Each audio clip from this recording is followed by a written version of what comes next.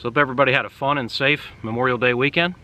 This is Jeep Update 34, and Jeep Update 34 is all about getting the straight six out of this Jeep and putting in a 350 V8.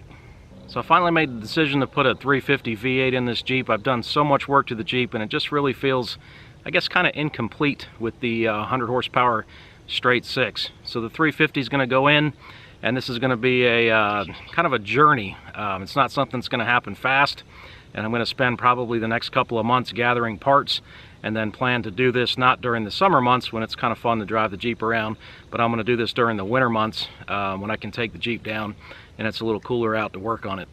So anybody who's done any kind of research on swapping a V8 motor into a Jeep, into a CJ, has probably ended up on the Novak Conversions website, and they have extensive amount of information on there, and they offer and sell all of the conversions, or I'm sorry, all the adapters and everything that you need.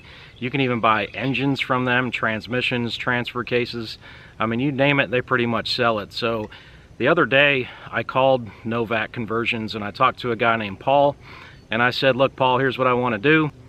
I said, give me a starting point, give me a parts list or something. And Paul sent me an email that has a detailed parts list to the tune of about $11,600. So there's nothing cheap about doing this, and that includes the motor, the new transmission, refreshing my transfer case. I know I had my transfer case rebuilt, but I'm not very confident with the job that guy did, so I was thinking about sending my transfer case to them to have it rebuilt. So anyways, I'm going to flash up this parts list because it's pretty comprehensive, and it really shows you everything that you need to swap this motor, to do the motor swap that I want to do. And let me show that to you right now.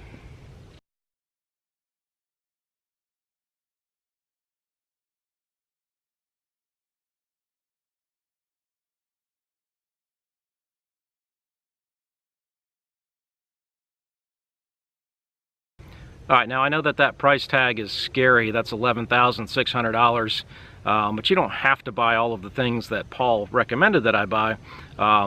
It's a kind of an all-inclusive parts list, and you can kind of pick and choose some of the things. They want $6,000 for a crate 350 motor.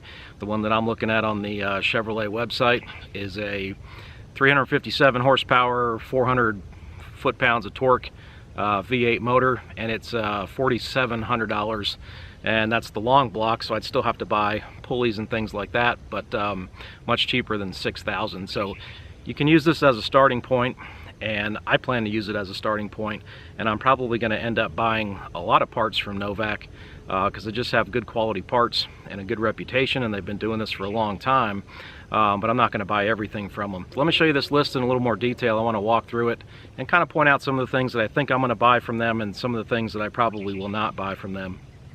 All right, so here's the estimate from Novak. I'm not sure how well this will show up, but one thing I'm definitely going to probably buy from them, and that's item one, is their high flow radiator. 597 bucks, but that's about how much those cost, the aluminum ones. The fan and shroud assembly with the electric fan, maximum performance, blah blah blah, number two, another 319 bucks. That's like 919 bucks for the radiator and the fan and the shroud and all that. Sensor kit, engine coolant temperature with wiring harness, relay terminals, number three, probably buy that. Overflow tank, polished stainless steel. This thing looks really cool, so I probably will get that. It's only $47. And the picture of $11,600, probably going to get that as well. Definitely going to buy the engine mounts, number five.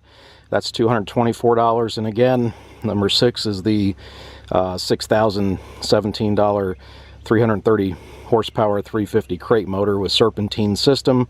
That's the turnkey motor that GM Performance Parts offers, and I'm probably not going to buy that, and I'm probably going to source my own motor. Number seven is headers. You have to get the block hugger headers. These are silver ceramic finish, 480 bucks. I will probably do that. The flywheel, 168 tooth. Bolts for the flywheel. Bell housing, $298 is the adapter for that. The AX15 transmission to the GM bell housing kit, $338. I will probably buy that.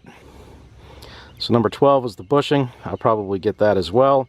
Number 13, last on the page, is the hydraulic clutch the slave system for the Chevrolet bell housing. So that's $212.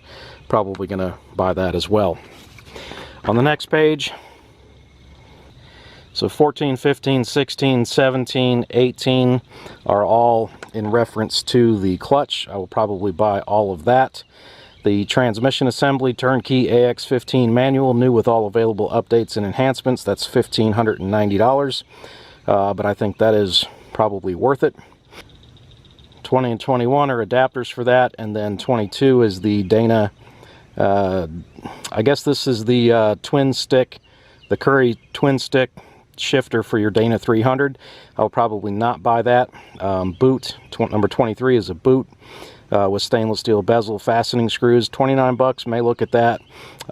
24 is the boot shifter for the floor, and then 25 is the transmission tunnel cover. So 26 is a gasket and seal kit for the Dana 300, and then 27 is the front output rear bearing billet cap for that transfer case as well. And then a freshen up, I don't know if you can see that right there, freshen up of the Dana 300. Pretty fair price on that, I thought. That's $384 right there. Grand total right there, $11,695. So as you can see from that parts list, there's nothing cheap about doing this. I'm sure there's other ways to do it that are cheaper than what I'm looking at doing, but I really want new components. I don't really want rebuilt components. I rebuilt a big 454 motor one time, and I just didn't have a good experience with it. Before I had it rebuilt, it burned 3 quarts of oil a week. After I had it rebuilt, it still burned 1 quart of oil a week and still leaked. Maybe I just had a bad experience with an engine shop, but just want to buy something brand new from Chevrolet.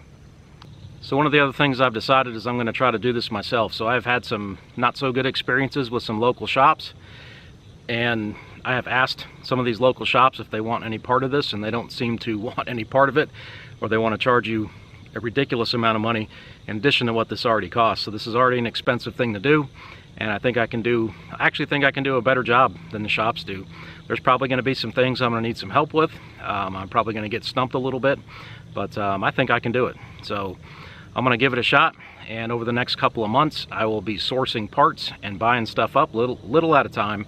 And like I said earlier in the video, I plan to take the Jeep down, and I'm going to have to take this thing all the way apart, which kind of brings me to another point. I'm going to have to take this thing all the way apart to do this motor swap.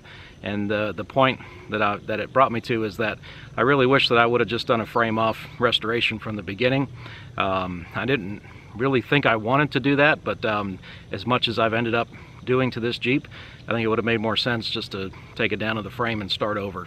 So I'm going to end up having to take the roll bar out, the roll cage out. I'm going to take the dash off. I'm also going to change the steering column to a tilt steering column. I'm also going to order a painless wiring kit. Hopefully that is painless, and rewire it for the 350. And while everything's apart, I'm going to take the whole front clip off. While that's apart, I'm probably going to take it back to the guy who painted my Jeep and have him paint the firewall and do a little work on that firewall to fill in some of the holes. Alright, so big plans coming up for this Jeep. I'm really excited, and it's gonna, like I said, it's gonna take me a couple of months to get all the parts and get everything lined up, and then probably September, October, I'm gonna start tearing this thing apart, and hopefully by next spring I'll be cranking it up with the new 350 V8. Now I know it won't take that long, but that's kind of my timeline. It gives me a little wiggle room to get this done. So if you like this video, if you like the content of the channel, hit that subscribe button. And hey, thanks for watching.